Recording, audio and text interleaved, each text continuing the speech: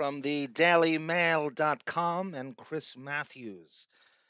Private investigator Paul Barresi says Amber Heard hired to dig up dirt on Johnny Depp claims she took advantage of him to further her career. And actor is responsible for his own downfall because he let his friends leech off him. Amber Heard took advantage of Johnny Depp because she wanted to boost her fledgling acting career.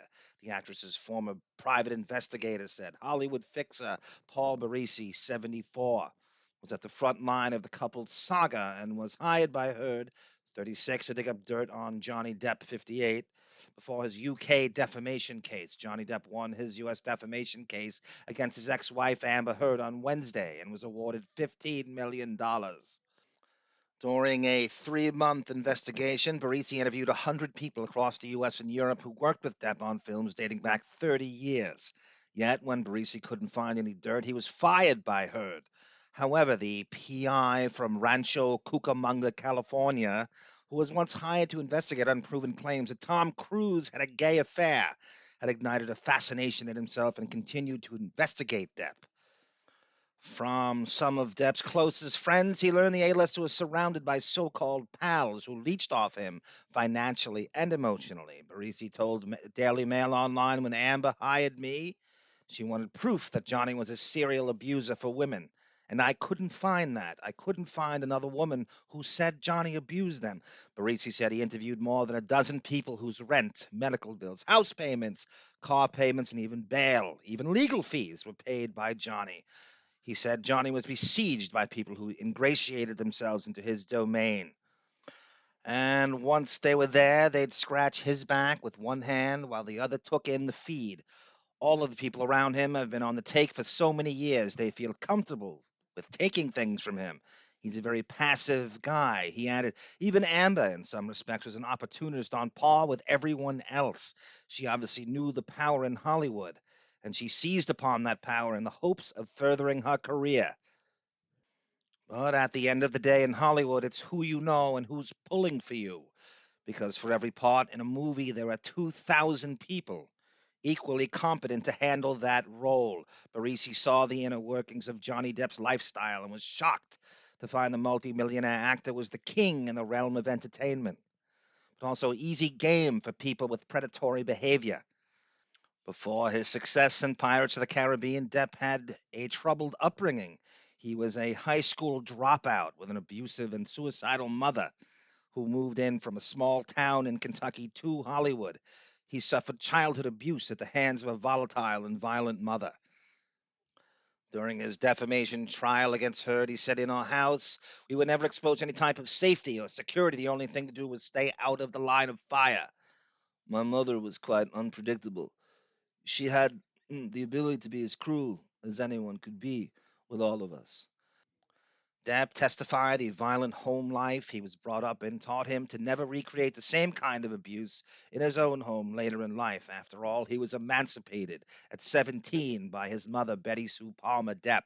Yet, his position as a mega rich superstar meant he had a vast amount of money, and Depp had the rock star attitude to match it, spending lavishly and sometimes irresponsibly. Depp's former financial manager, Joel Mandel, testified last month the actor earned more than $600 million between 1999 and 2016, the year he split from Heard. Mandel claimed Depp's spending habits were becoming increasingly irresponsible during that time period. Depp spent money on mansions, a fleet of luxury cars, traveling only by private plane, and blasting the ashes of his late friend Hunter S. Thompson from a cannon to the tune of $5 million. He also spent $100,000 per month for an addiction doctor, $10,000 a day for security detail, and $300,000 per month for a full-time staff. It was previously claimed Depp's lavish lifestyle cost more than $2 million a month to maintain, causing the star's financial troubles. Barresi said, I interviewed so many people who said there are many people who took advantage of Johnny.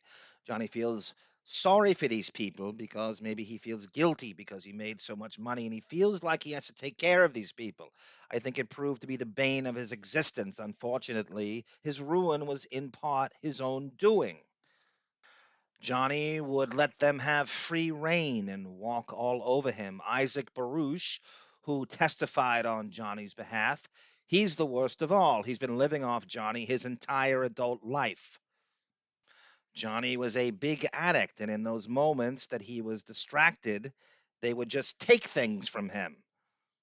And that's what he's lived with for decades. He added he grew up to be a sensitive, fragile man. He didn't have the role models to champion him.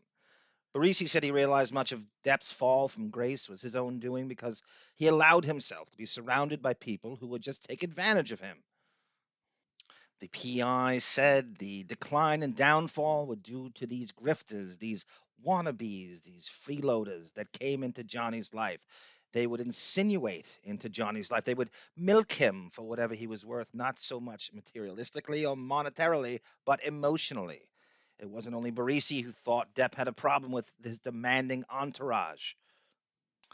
Chuck E. Weiss, one of Depp's closest friends, thought the people who Depp surrounded himself with were bad for the world famous actor. Before Weiss died in 2021, Barresi said the songwriter told him for decades Johnny's so called friends stole from him. The worst part is they relied on his alcohol and drug addiction to keep his head in the clouds. So he didn't even catch them doing it. Over the years, Johnny became accustomed to his friends helping themselves to his stuff, cash, jewelry, even pieces of his clothing. Weiss said Depp had told him the manager of a nightclub, the Viper Room he owned, took cash from the till, while a supposed friend had stolen several $100 bills from his bedstand. Even at the time of Heard and Depp's split in May 2016, celebrity tattooist Jonathan Shaw, who did most of Depp's body artwork, wrote, as a close personal friend of Johnny Depp's for 30 years, I've only seen him be one of the kindest, gentlest, most sensitive, and generous human beings I've ever had the great pleasure to know. The man is constitutionally incapable of raising a violent hand to a woman. Everything I know about Amber Heard, however, and it's a lot, seems to support the many claims that she is lying, a two faced, bottom feeding fame harpy who lives by the old Hollywood code hooray for me and fuck you.